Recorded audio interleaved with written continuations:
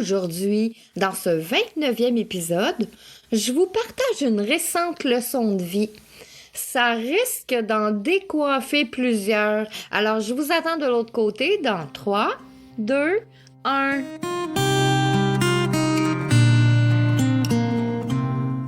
Au temps méridien, ça c'est le nom que tu dois retenir. C'est là que je vais t'inviter à prendre une place bien au chaud à mes côtés. Le temps d'une petite pause, juste pour toi. Et prends le temps, prends un bon respire. Nous sommes là, ensemble, où le temps s'arrête quelques minutes. Je te ferai découvrir comment je fais pour réussir quand on est sur une voie royale de l'alchimie. Au temps méridien, c'est là où le temps est en suspension.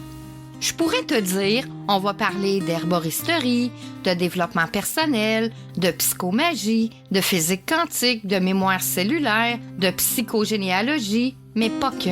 Je pourrais te dire que j'ai des diplômes en bioénergie, en art, en kinésiologie, en massothérapie, puis plein d'autres.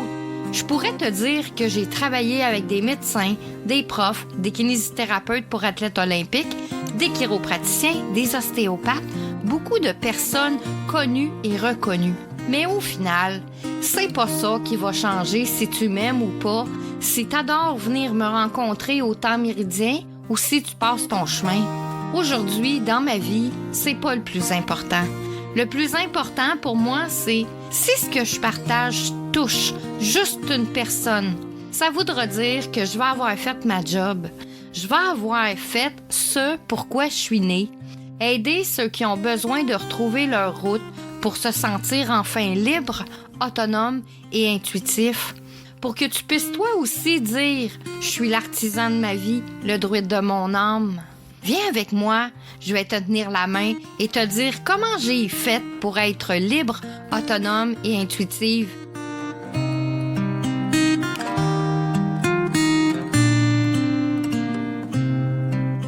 Bonjour mes amours, êtes-vous dans un endroit là, à l'abri du vent parce que le sujet d'aujourd'hui dans le défi J'envoie 2024 risque d'en décoiffer plusieurs. Le sujet, c'est de vous partager une récente leçon de vie. Cette leçon de vie, je l'ai appris bien avant aujourd'hui, mais elle continue de me harceler et je pense que beaucoup d'entre vous sont dans le même cas que moi. On rencontre une personne, notre intuition nous dit « pas certain que cette personne soit une bonne personne pour toi ». Que tu dois entrer dans ton cercle. Et là, je parle pas nécessairement de rencontrer une personne pour faire un couple, mais ça peut être une relation d'affaires, un ami. Au premier abord, là, on a tous une intuition qui nous dicte dès les premières notes de la vibration de la voix, qui nous donne un petit drapeau blanc ou parfois même un petit drapeau rouge. Et on continue la route sans nécessairement faire attention à ce drapeau, qu'il soit blanc ou rouge. Après coup, on le sait pas, là, mais quand on s'en rend compte, dans les premières secondes, on a notre drapeau. Et pourquoi on ne l'écoute pas, ce fameux petit red flag? Bien, il y a plusieurs raisons. Une majorité, c'est que la majorité des gens ont été élevés dans un enseignement, ce qu'on appelle judéo-chrétien. Donc, on apprend à sois gentil, fais pas de mal à ton voisin, aime tout le monde. C'est comme si c'était un gros péché de rejeter une personne qui ne fit pas avec nous autres.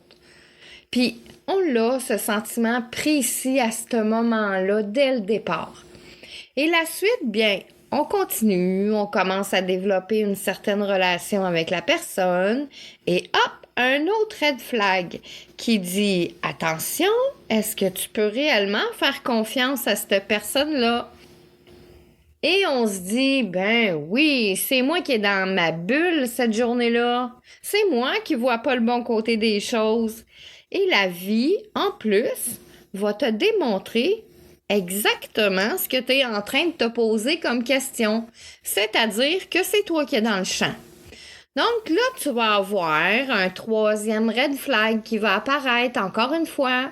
Tu te poses des questions, mais le souci rendu à ce stade, c'est que tu as commencé une association avec ces dites personnes-là. Tu as peut-être signé un contrat, tu as peut-être déjà vécu des beaux moments heureux, tu as peut-être fait des sorties avec des amis, et là, ton cerveau s'accroche à ces beaux petits moments pour te dire ben non, c'est toi qui es dans le champ. Et ces red flags que tu auras tout au long de l'association avec cette personne, tu peux en avoir beaucoup. Plus t'en as, plus tu oublies qui tu es, plus tu passes à côté de qui tu es. Plus tu te dépersonnalises et plus tu perds confiance en toi puis l'estime de toi. Et lors de ton dernier petit red flag, celui qui te dit bon, finalement, je pense que j'ai eu un premier red flag qui me revient là, dans mes souvenirs, que tu n'aurais jamais dû commencer à avoir des liens avec cette personne-là, que tu t'es pas fié à ton intuition. Ben, il y a deux choses dans la vie. Peut-être que tu devais passer par cette route-là pour nettoyer ce qui devait être nettoyé dans ta lignée généalogique de ceux qui sont passés avant toi. Puis la deuxième chose, c'est que ça va renforcer l'écoute de ton intuition. À chaque fois que cette leçon revient dans ta vie, parce que oui, ça revient, nous la vivons plusieurs fois avant de réellement comprendre le sens. Mais quand tu arrives à la fin de cette leçon-là, et il est certain que tu deviens avec une foi inébranlable envers toi-même, avec une force et une intuition hors de tout doute. Mais comment y arriver vraiment? Une seule et unique chose. Eh bien, c'est d'être et de vivre au présent. Pour sentir cette intuition-là monter en soi à chaque moment et à chaque seconde de ta vie. Dans mon histoire que je viens de vivre en rapport avec cette leçon de vie, je vous dirais que j'ai appris énormément sur moi, mon milieu, mon environnement, et plus jamais je laisserai personne penser quelque chose de moi qui n'est pas présent dans ce que je suis, qui n'est pas présent dans ma vie non plus. C'est à moi et moi seule de protéger cet environnement-là. C'est à moi que revient la responsabilité d'ouvrir ou non la porte. La porte de chez moi, la porte de l'amitié, la porte de mon business, la porte de mon cœur.